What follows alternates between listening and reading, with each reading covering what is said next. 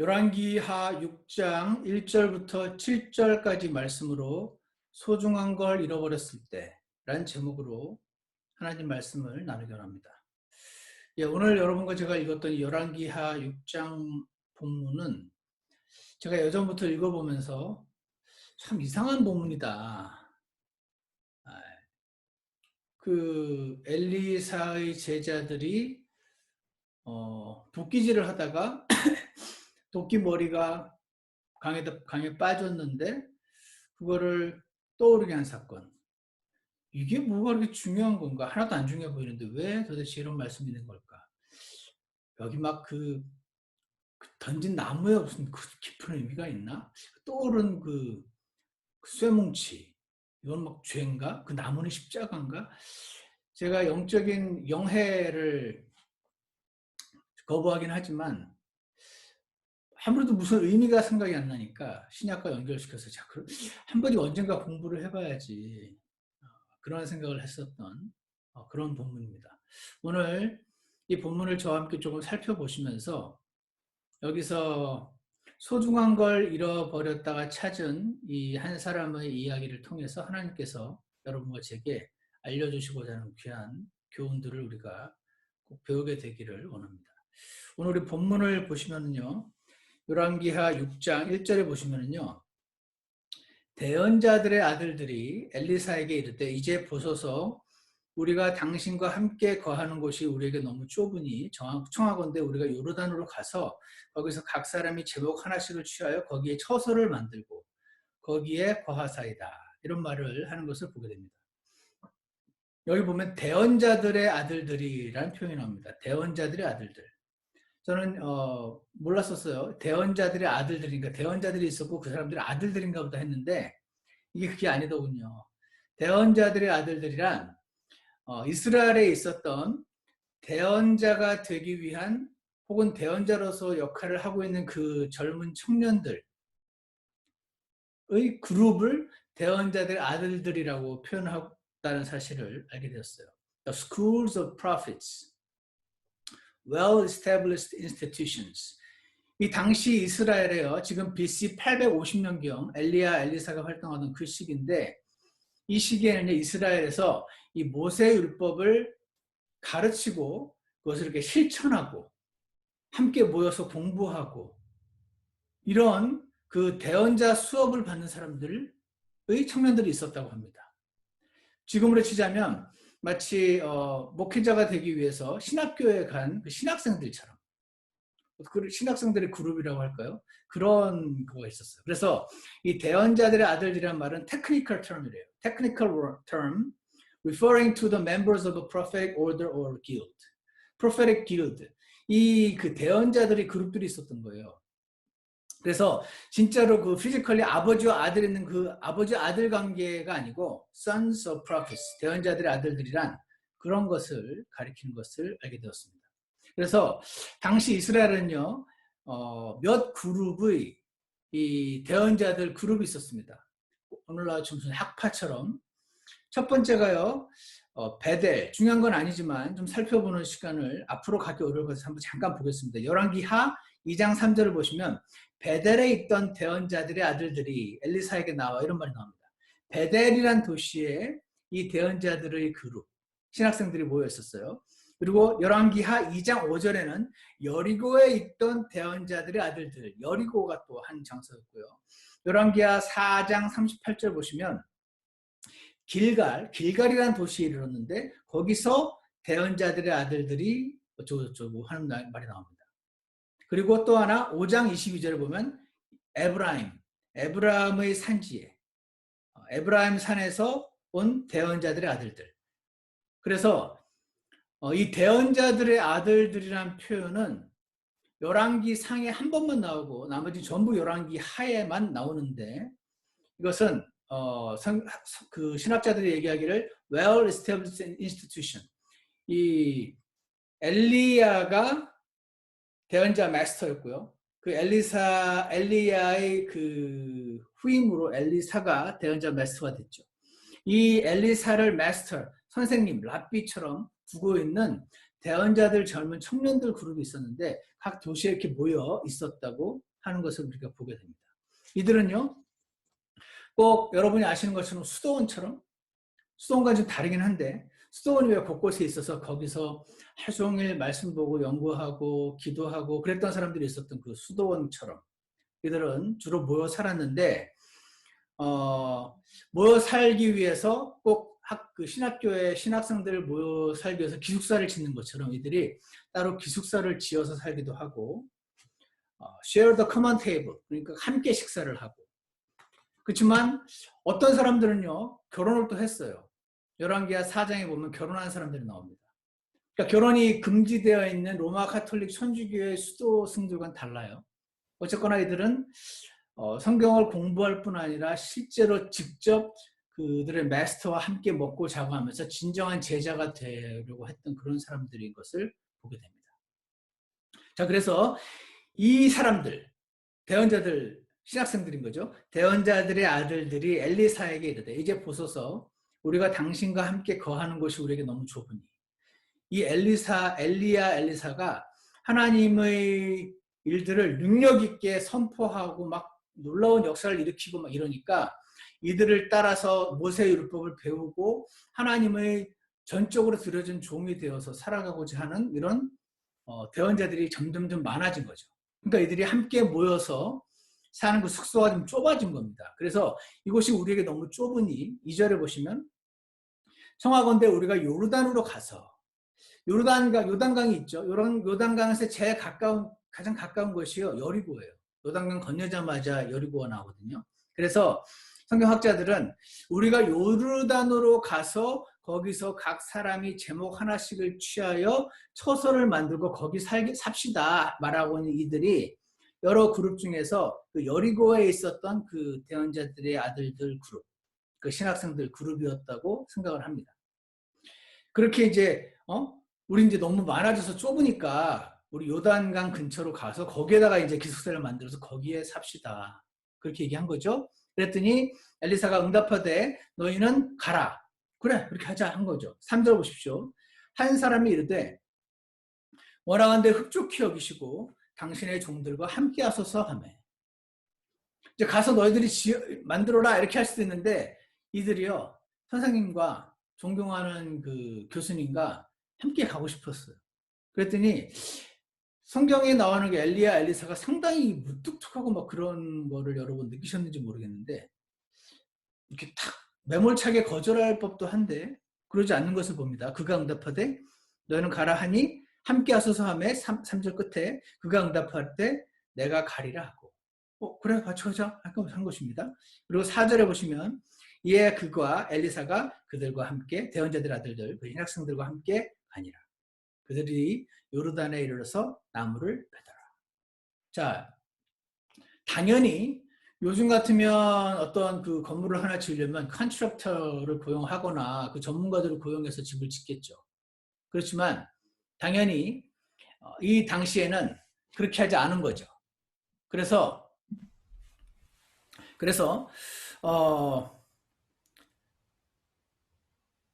엘리사 시대는 이제 학생들이요, 직접 이 대언자들이 직접 나무를 베고 건물을 뚝딱뚝딱 짓는 그런 것을 했던 것으로 보입니다. 그래서 예전에 성막을 지을 때도 그것을 대표적인 하나님의 일이라고 여겼던 것처럼 당연히 이 신학생들이 모여서 선생님과 함께 살면서 하나님 말씀을 배우고 하려는 이 기숙사를 짓는 이 일 자체는 당연히 누가 봐도 하나님의 일이죠. 이 일을 하는 데 있어서 당연히 제일 먼저 해야 될 일은 나무를 베서 이제 그 벤 나무를 가지고 기둥을 세우고 이제 건물을 지어야 되지 않습니까? 그때 이제 6장 5절을 보십시오.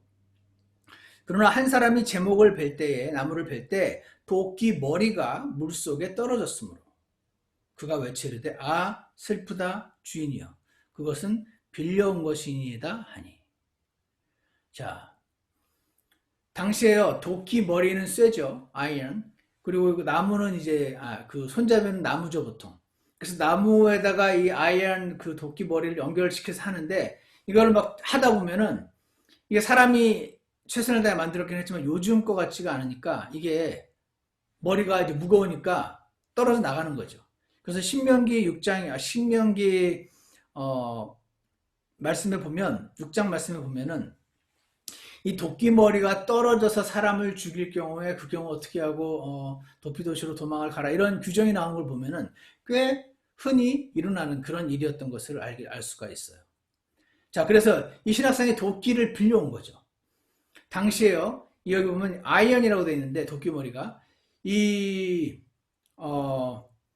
그 이스라엘에 있는 그 지역, 지금의 팔레스타인 근동지방, 그 근동지방의 조금 위가 시리아고 그 조금 더 위가 꼭대기가 터키거든요. 지금 그 터키는 당시에 히타이트 제국이었고 이 지역이 어떻게 불렸냐면은 Legendary Home of Iron, 아주 철광석이 풍부한 지역이었다고 합니다. 그럼에도 불구하고 이 철광석이 있었던 것이 아브라함 시대부터 아브라함이 BC 2000년경 되니까 그때부터 있었던 내용이 성경에 보면 나와요. 그런데 지금은 BC 850년인데 여전히 철광석이 풍부한 지역이긴 하지만 그 철을 캐가지고 우리말로 담금질이라고 표현을 하죠. 그 뜨거운 불에 넣었다가 빼가지고 다시 물을 뿌려서 하고 다시는, 그러니까 뜨겁게 했다가 차갑게 했다는 걸 반복함으로써 toughening the iron 한 이 기술이 히타이트 제국, 터키 사람들만 이렇게 가지고 나름들에게 공유하지 않는 노하우였던 거죠. 그러다 보니 이 쇠로 되어 있는 도끼는 꽤 귀중한 도구. 일반인들이 다 집집마다 있는 그런 도구가 아니고 이 신학생들은 아무래도 가난했겠죠. 그러니까 이 도끼를 누군가에게 어떤 부자에게 빌려왔던 거예요. 그래가지고 도끼질 하다가 이 도끼 팡 하다가 이 도끼 머리가 슝 날아가서 요단강에 빠져버린 거죠. 그러니까 이 사람은요 기겁을 한 겁니다. 이게 얼마짜린데 이거를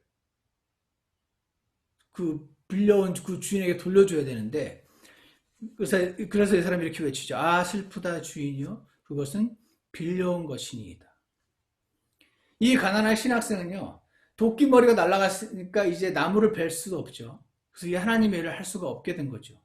그리고 이 가라앉은 비싼 도끼 머리를 찾지 못하면 이걸 주인에게 갚아줘야 되는데 또 경제적인 부담 또한 큰 그런 상태인 것입니다. 자, 이렇게 했을 때요 엘리사는요 왜 이렇게 부주의하냐고 구박하지도 않고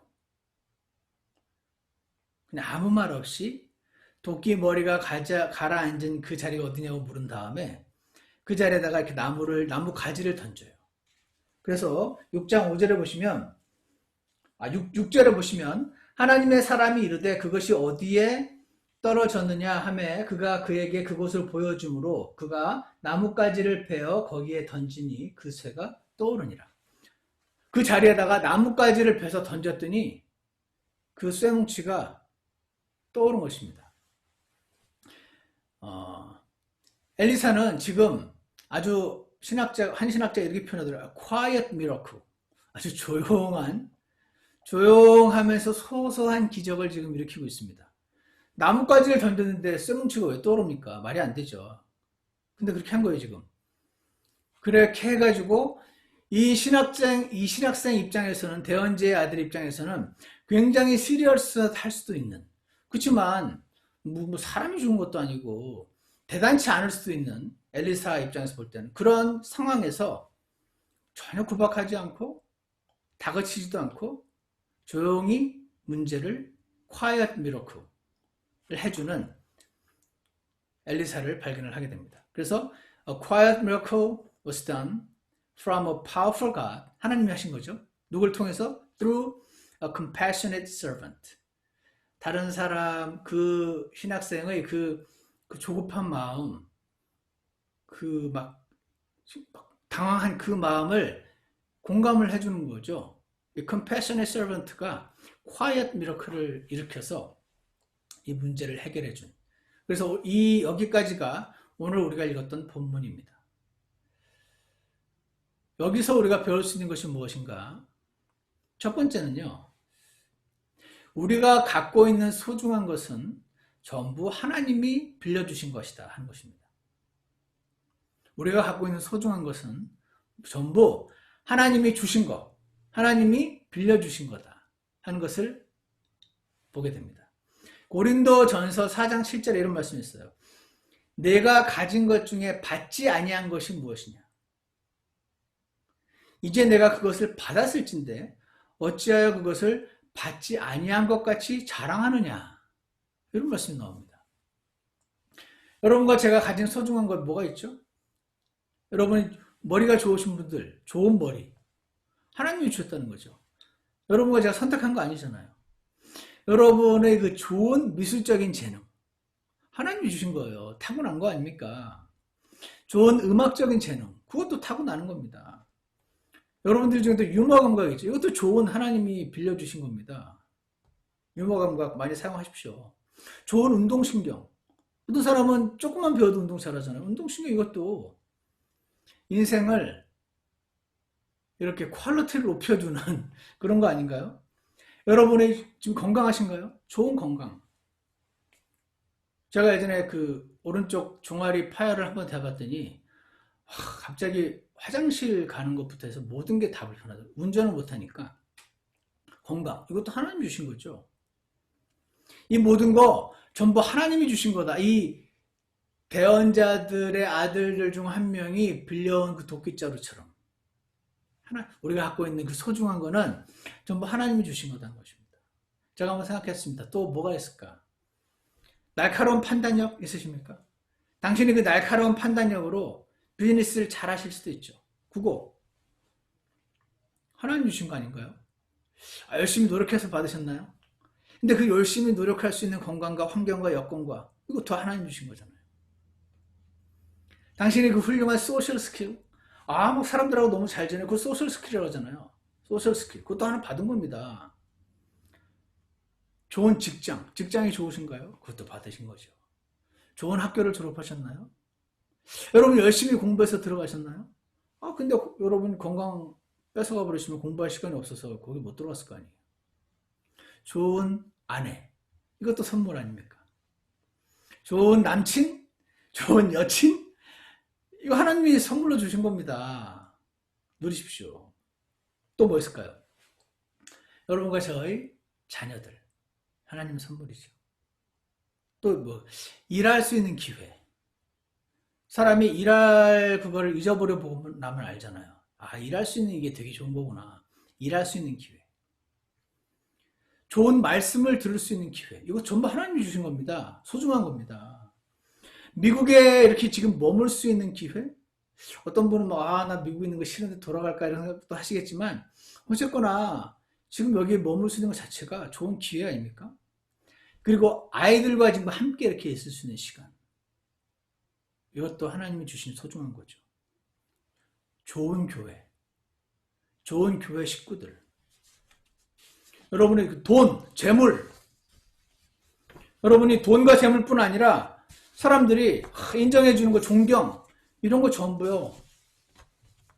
물론 100% 타고난 게 있고 100% 타고난 걸 가지고 열심히 해서 얻은 것도 있죠. 그렇지만 그 열심히 한 것 자체가 하나님이 허락하신 건강과 모든 환경이 있었으니까 그렇게 노력조차 가능했던 것을 우리는 잘 생각하면 알 수 있죠.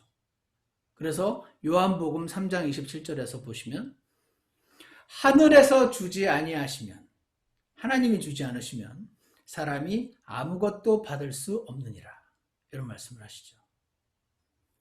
여러분과 제가 지금 가지고 있는 좋은 것들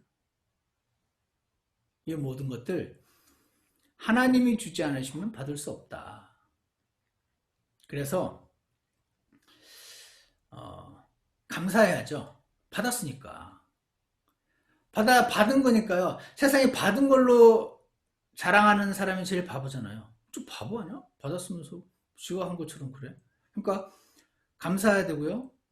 교만하지 말아야죠. 그리고 내 걸로 여기지 말아야 되죠. 하나님 빌려주신 거니까. 잠깐 쓰다가 돌려달라고 빌려주신 거잖아요. 그러니까 당연한 걸로, 이거 있는 거가 당연한 걸로 여기지 않아야 되죠. 당연한 걸로 여기지 않는단 말이에요. 이걸 잃어버렸을 때 분노하지 않는 거. 그게 이거를 전문용어로 표현하면 승질내지 않기라고 말합니다. 잃어버렸을 때 승질내지 않는 거, 억울해하지 않는 거. 왜? 도로 가지고 싶으니까. 모든 여러분과 제가 가지고 있는 소중한 것들, 하나님께서 주신 것이고 하나님께서 빌려주신 것이라는 사실을 오늘 여러분 꼭 다시 한번 새롭게 새겨지는 시간이 되길 원합니다. 받았으니까, 빌려주셨으니까 이유가 있으실 거 아니에요. 그거 가지고 사용해서 뭔가 해야 되는 거죠. 그리고 어떻게 사용했는지 어카운트, 보고를 해야죠. 그래서 고린도후서 5장 10절에서 우리가 반드시 다 그리스도의 심판석 앞에 나타나리니, 여러분과 저는요 이 세상이 끝나고 난 다음에 모두 그리스도의 심판석 앞에 서게 될 것입니다. 이 자리에서는 너 죄졌으니까 지옥 가, 너는 구원받았네 천국 가, 이러한 걸 심판하는 자리가 아니에요. 그거는 우리가 이 세상에 사는 동안 끝납니다. 당신이 예수님이 나를 위해 죽으신 나의 구주임을 받아들이고 주님 저를 구원해 주세요 라고 마음으로 진짜로 하신 적이 있으면 당신이 구원에 관한 문제는 끝났습니다. 그러면 그리스도의 심판석에서 뭐하냐? 뭐합니까? 각 사람이 좋은 것이든 나쁜 것이든 자기가 행한 것에 따라, 자기가 몸을 입고 있는 동안 자기가 행한 것에 따라 그 결과물을 받으리라. 하나님이 좋은 선물을 다 주셨는데 그거 가지고 뭔가를 해서 당신이 주신 걸로 제가 이렇게 사용했습니다라고 어카운트 해야 한다는 거죠. 두려운 말씀인 것 같아요. 이렇게 하라고 그 많은 걸 주신 건 아닐 텐데 하는 생각을 우리 새롭게 하기를 원합니다. 그래서 로마서 14장 12절 말씀처럼 그러므로 이와 같이 우리 각 사람이 자신에 관하여 하나님께 회개보고를 하리라. 굉장히 인디비주얼리스틱합니다. 저 사람이 저렇게 많이 받았는데 쟤는 저거밖에 안 했어요. 하나님 이렇게 하실 거 없어요. 각자가 하나님께 보고하는 겁니다. 나는 나 자신에 관하여서만 하면 됩니다. 내가 하나님이 나에게 주신 걸 가지고 어떻게 했는지, 나에게 주신 그 시간을, 나에게 주신 그 재능을, 나에게 주신 재물을, 나에게 주신 기회를 어떻게 사용했는지 회개 보고를 하리라. 이렇게 말씀하십니다. 사랑하는 여러분, 여러분과 제가 갖고 있는 모든 소중한 거 좋은 것이 있다면 그것은 다 받은 겁니다. 전부 하나님이 주신 겁니다. 그러므로 오늘 그 사실을 기억을 하기를 원합니다. 두 번째, 오늘 말씀에서 우리가 알게 된 두 번째는요, 소중한 것을 잃어버리는 경우가 있는데 이 일이 하나님을 섬기는 와중에 일어날 수 있다 하는 것입니다. 하나님을 섬기는 도중인데도 소중한 걸 잃어버릴 수가 있다 하는 것입니다. 하나님을 위해서 일하는 도중에도 소중한 걸 잃어버릴 수 있다는 말입니다. 오늘 이 대언자들의 아들 중 한 명이 하나님 일을 열심히 하다가 이 소중한 도끼머리를 잃어버렸던 것처럼, 예전에 그런 일이 있었죠. 모세가 이스라엘을 출애굽시키는 놀라운 하나님 일을 하는 동안에 그들이요 막 불평하니까 모세를 막 고마워 여기기는커녕 그를 향해서 못마땅히 여기는 거를 본 그 못난 사람들, 그 교만한 이스라엘 사람들을 향해서요 모세가 소중한 걸 잃어버렸었어요. 뭔지 아세요? 인내심을 잃어버렸어요. 또 하나를 잃어버렸어요. 온유함을 잃어버렸죠. 민수기 20장 말씀에 나옵니다. 다윗도 나발이라는 사람, 여러분 이야기 기억나십니까? 나발이라는 사람의 집안에 친절을 베풀었죠. 다른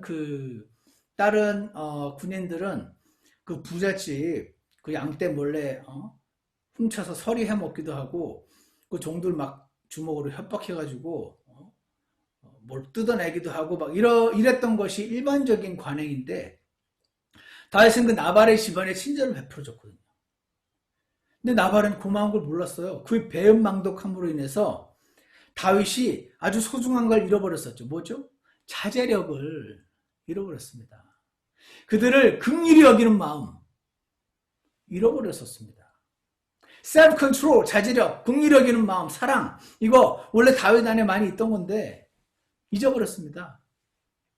하나님을 섬기는 와중에 이런 거 잃어버리는 일이 발생한다 하는 것입니다. 당신이 선한 일을 베푸는 와중에 그것에 감사하기는커녕 오히려 적반하장으로 대하는 사람들을 통해서 여러분과 저는 소중한 것을 잃어버릴 수가 있다 하는 것을 보게 되죠. 그런데 마지막으로 세 번째, 오늘 본문에서 배울 수 있는 세 번째 사실은 하나님은 내가 잃어버린 그 소중한 것을 되찾아 주시는 분이시다 하는 것입니다. 하나님은 내가 잃어버린 소중한 것을 되찾아 주시는 분이시다. 그래서 나로 하여금 도로 일할 수 있게 해주시는 분이시다 하는 것입니다. 아까 본문 5절을 보시면 슬프다 주인이여 그것은 빌려온 것이니다 이렇게 했죠. 6절을 보세요. 6절 보시면 하나님의 사람이 이르되 그것이 어디에 떨어졌느냐 하매 그가 그에게 그것을 보여주므로 그 정확한 위치가 필요했나 봐요. 거기에 그가 나뭇가지를 베어 거기에 딱 던졌어요. 던지니 그 쇠가 떠오르더래요. 그러므로 그가 이르되 그것을 내게로 들어 올리라 하니 그 사람이 자기 손을 내밀어 그것을 취하니라. 여기 보시면은 이 사람이요, 지금 엘리사에게 나와가지고 슬프다 주인이여 그거 빌려온 겁니다 하고 말하고 정직하게 자신이 잃어버린 사실을 인식하고 깨닫고 그것을 고백하는 장면이 나오죠. 한 성경교사는 이렇게 말하더라고요. 중요한 것은 내가 지금 이 소중한 걸 잃어버렸구나 하는 것을 알아차리는 게 제일 중요하대요. 알아차리는 게 제일 중요하다. 여러분 어떻게 생각하십니까? 이 말은 많은 사람들이 자기가 지금 자기 소중한 걸 잃어버린 것도 알아차리지도 못한 채, 알아차리지도 못하니까 구하지도 않는 거죠. 그렇게 살아간다는 말인 거예요. 내가 지금 하나님의 상품을 잃어버렸구나. 인내를 잃어버렸네. 감사를 잃어버렸네. 내가 본전이 뭔지를 잃어버렸네 하고 알아차리는 거. 이게 중요하다. 알아차리면 어떻게 해요? 구할 수 있죠. 나 이거 달라고. 나 지금 도끼 잃어버렸으니까 달라고. 하나님께 구할 수 있죠. 아까 모세와 다윗의 경우를 생각해보면 하나님 제가 인내심을 잃어버렸어요. 저를 회복해 주세요. 하나님 제가 긍휼히 여기는 마음, 사랑하는 마음을 잃어버렸어요. 회복해 주세요. 하나님 제가 감사하는 마음 잃어버렸네요. 회복해 주세요. 이거 잃어버린 걸 인식을 하면은 인식하고 구하면 얻을 수 있고 그걸 계속 갖고 있는 게 정상적인 그리스도의 상태라는 것을 인식을 못하고 그냥 물 없이 살아가는 게 버릇이 돼가지고 잃어버린 걸 인식조차 못하고 살아가는 오늘날 크리스찬들의 모습을 보게 됩니다. 그럼 어떻게 됩니까? 잃어버렸습니다 주님 하고 이렇게 구하면은요, 그분은 야 그것도 혼자 못해? 구박하지 않으시고 quiet miracle, 조용히 소소한 기적을 일으키셔서 그걸 도로 찾아주시는 분. 그래서 그 도로 찾아서 다시 하나님의 일을 할 수 있게. 하나님의 일을 하다 보면은요, 인내심을 잃어버릴 때가 있어요. 그러면요, 더 이상 하나님 사역이 안 되거든요. 그럼 이제 사람 사역이 되죠. 모든 일이 다 그렇습니다. 인내심을 잃어버린 채, 사랑을 잃어버린 채, 긍휼을 잃어버린 채, 온유를 잃어버린 채 우리가 무언가를 하기가 쉽죠. 그러나 오늘 이 본문을 통해서 이 도끼 머리를 잃어버린 이 하나님의 사람이 겸손히 나와서 자기가 잃어버린 걸 알아차리고 구했을 때 하나님은 구박하지 않으시고 조용히 회복시켜 주시는 그런 분이심을 우리가 기억하기 원합니다. 히브리서 4장 16절에는 그러므로 우리가 긍휼을 얻고 필요한 때에 도우시는 은혜를 얻기 위해 은혜의 왕좌로 담대히 갈 것입니다.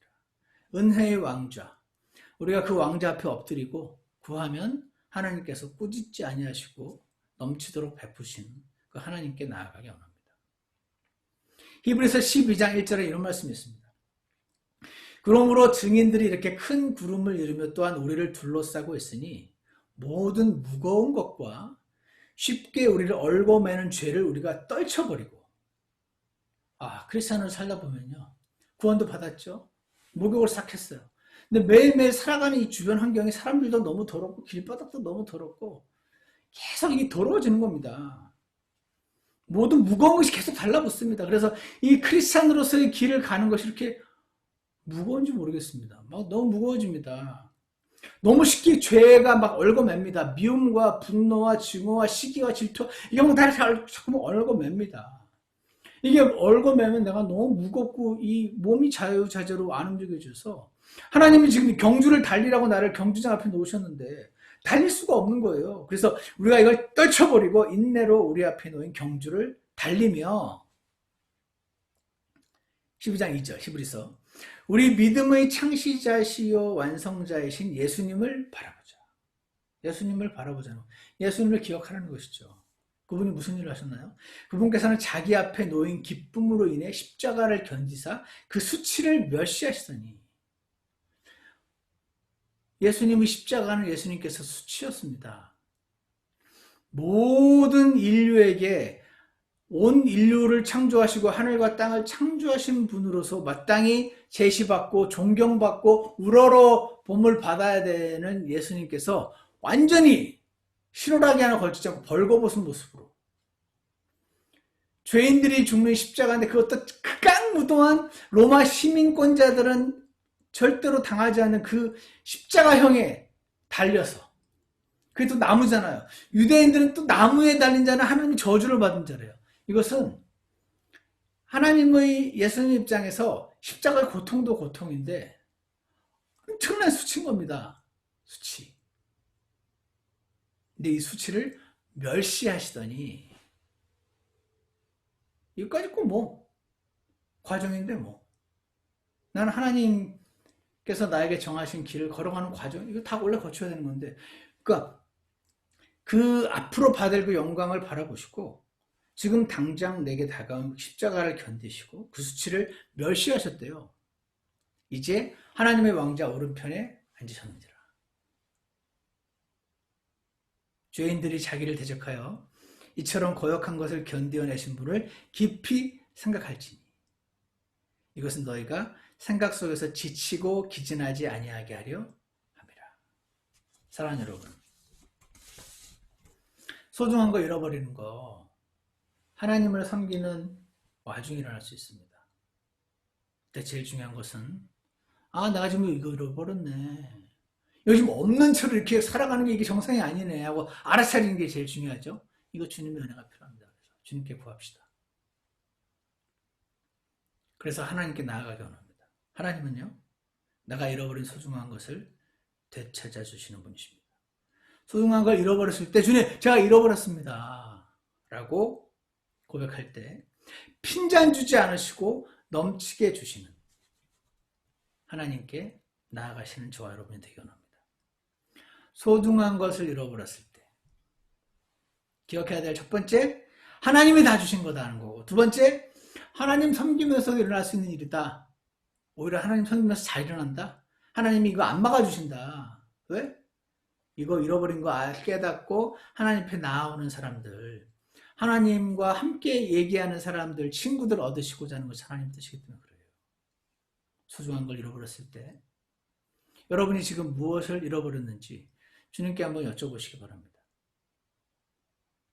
그러면 주님이 알게 해주시면 그것을 주님께 간구하시고 핀잔치 않으시고 quiet miracle 일으키셔서 내게 되돌려 주시는 그 주 예수님의 은혜의 보좌 앞으로 나아가시는 저와 여러분 되시기를 간절히 원합니다.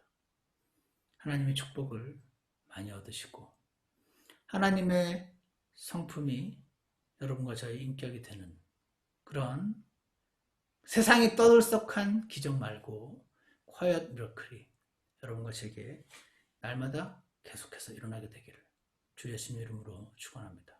기도하겠습니다.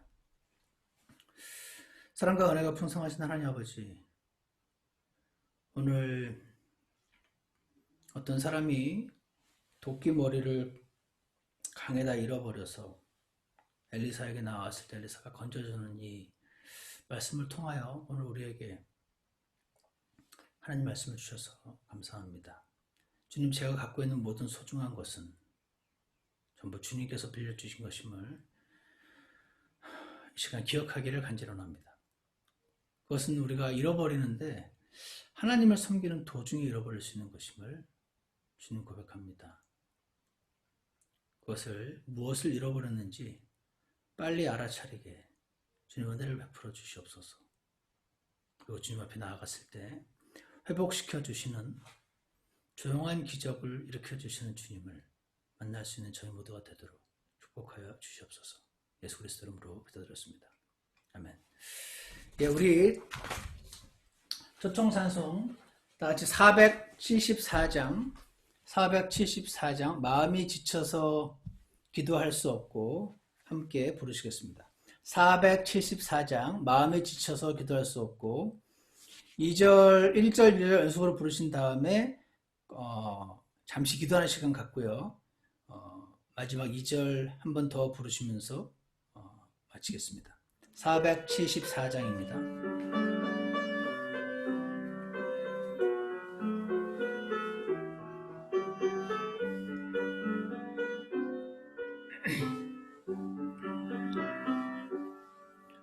마음이 지쳐서 기도할 수 없고 눈물이 빗물처럼 흘러내릴 때 주님은 우리 연약함을 아시고 사랑으로 인도하시네.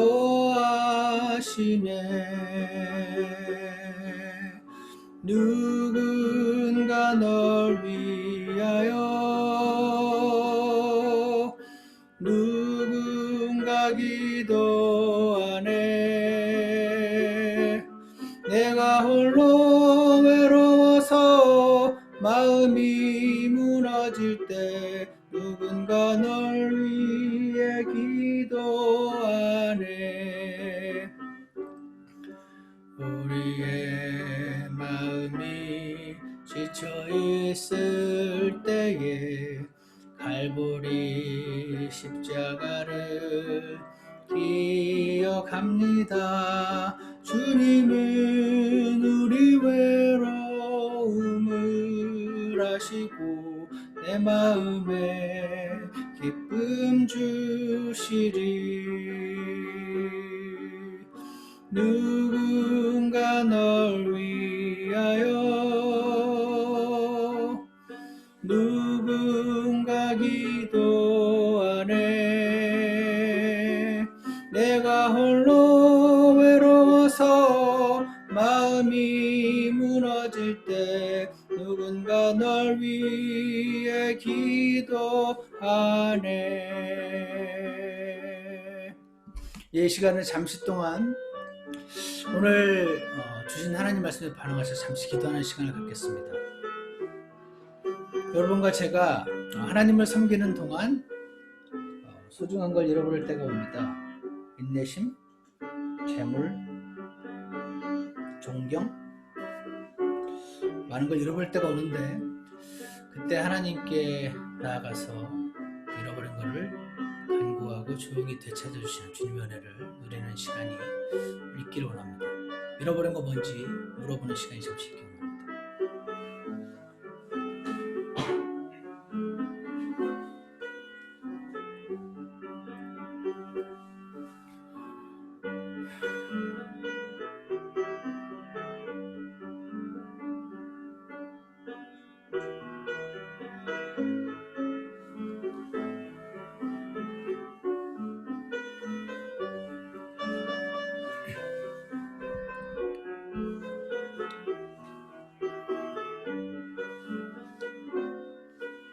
기도가 끝나신 분들 2절 하시겠습니다.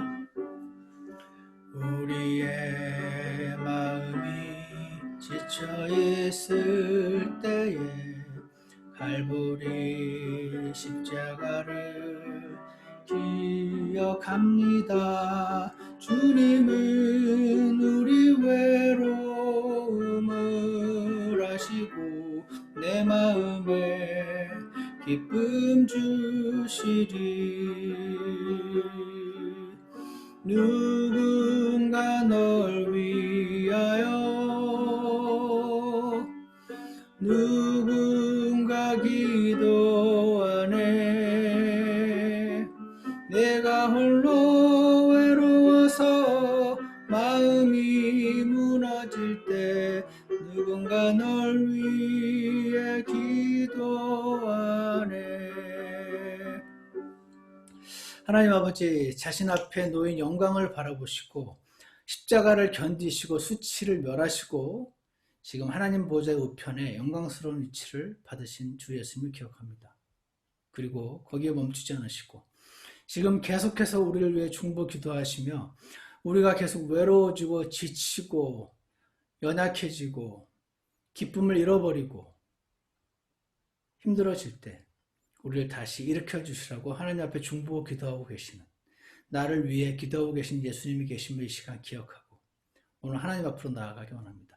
하나님 아버지, 우리가 하나님을 섬기고 믿음의 길을 걸어가는 데 있어서 잃어버린 것들이 너무나 많이 있습니다.